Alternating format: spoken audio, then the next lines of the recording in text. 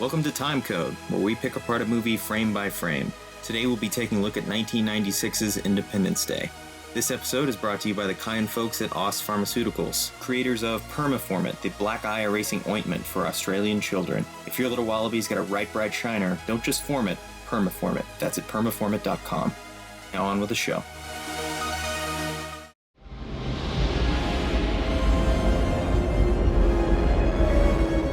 We're gonna pick it up when Jeff Goldblum's been trying to tell everyone the whole fucking time. Just through this whole movie, he's been warning them, and now people are like, "Oh, what do you gotta say?" Yeah, it's a little sad, really, that he's the only guy that's figured it out. I mean, maybe there are other people who are like, "Yeah, I think we know what's going on." Well, I told you earlier, like I thought it was a Jerry Bruckheimer movie because it was everything's so ridiculous. Yeah, but it's action packed, and so you kind of like it.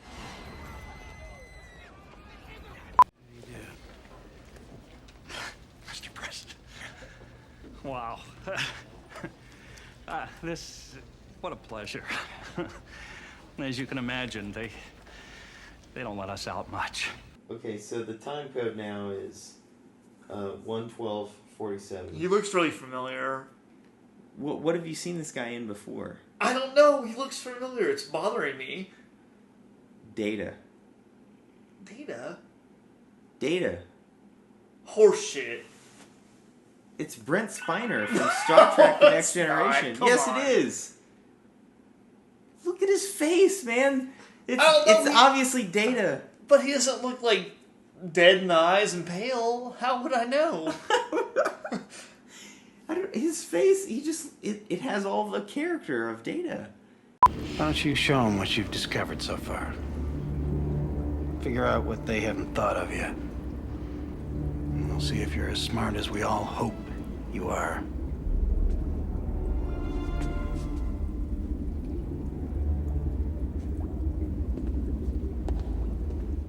Okay, we're at dead on 1:15:00. Kind of a cold, dead stare from Jeff Goldblum. Yeah. Something I just noticed about Jeff Goldblum is he has a discrepancy in his pupil placement. I think he has a little bit of a lazy eye. Yeah, a little bit. Slightly. I was looking at that like butt cheek of a indentation below his nostrils. Yeah, he's got some strange lips. I mean, they're really built up, like, but they're not symmetrical. Yeah, and he's got that sideways butt chin. Yeah, I mean that's like way off to the side. That dimple under his bottom lip is really pretty deep. Yeah, it's really weird. It's like way off to the right. Yeah, if you turn or left, if I guess. if you turn your head, man, it's a butt chin. Yeah, like sideways. I'm glad we're just tearing apart Jeff Goldblum. I mean, yeah, come on. No, let's be real. Like, we've made it sound like he's deformed, but he's a good-looking dude. Like, absolutely. Jeff Goldblum is a super handsome guy. We're looking at the worldwide destruction of every major city in the next 36. It's really bothering me at 1:16:13. And he's been in it before. Like, who's this actor? Like, I know it. Frank Langella? Yeah. Yeah. Oh, you know my name. Yeah. What's the last movie he was in? The last thing I think I saw him in was The Sopranos. He played this super scary dude who got out of prison. Yeah. Yeah. That's it. What's his name again? I think it's Frank Langella. Oh, you know what else he was in? Uh-oh. Big. Holy shit, it's fucking Tom Hanks' boss! That was it the whole fucking time. He's just, that's it. We're being exterminated. Alright, so we're at a very... I don't think we ever made 5 minutes. This is a very intense frame.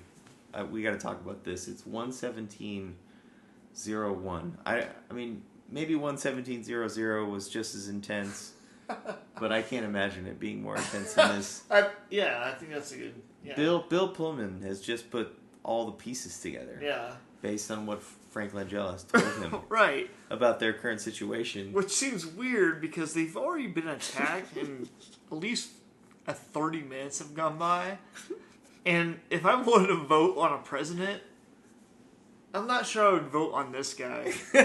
I don't want to make it political again, but if he's just let's now... not talk about politics. Right? Yeah, if he's just now figuring out what's going on, man, fuck that. Like, that's a bad vote. Yeah. No, you're absolutely right. I mean, what he actually just said was, "We're being exterminated." Like, just like that. Like, it just dawned to him. Yeah, but there's been so many names that's blown up. That's what I mean. They're like, how could you be so dim as to just realize that you're being exterminated? Yeah, like the White House blew up and 30 minutes goes by. Be like, oh, what? So what do you think they want?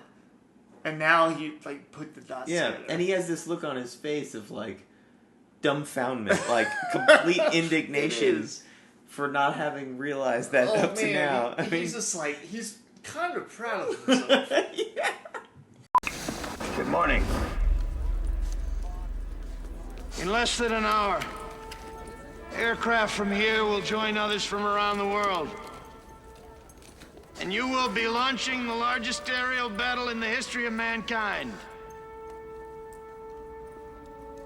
Mankind, that word should have new meaning for all of us today. We can't be consumed by our petty differences anymore.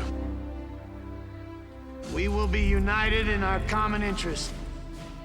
Perhaps it's fate that today is the 4th of July, and you will once again be fighting for our freedom. Not from tyranny, oppression, or persecution, but from annihilation. All right. Very momentous time code. 148:58. Yeah. This is like the climax of Independence Day for me. Yeah, definitely. Oh, absolutely. I mean, Bill Pullman is still a dumbass president. Like, he's just the worst combination of, like, features for a president. He just doesn't seem very bright. Yeah. But he can give a great speech. Because when you need him to say something, you know, to get people behind him. He'll give it his best shot. Yeah. Like, he does what he can. And I feel like Bill Pullman, like, nails it right here. We're fighting for our right to live, to exist.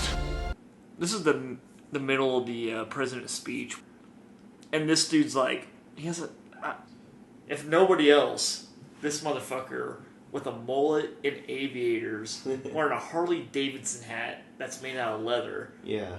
Like, even that dude behind him was like, man, that guy's fucked up. Yeah. Well, he's like he's like the Marlboro Man. He kind of looks like he's pissed off that the president's still talking. Yeah, he does. He probably didn't vote for him. Yeah. Like, he's just probably like, fuck, just let me get in my plane. Yeah. Let me get my knuckles wet with alien blood. Right. You dumb son of a bitch. Like, I heard your speeches before.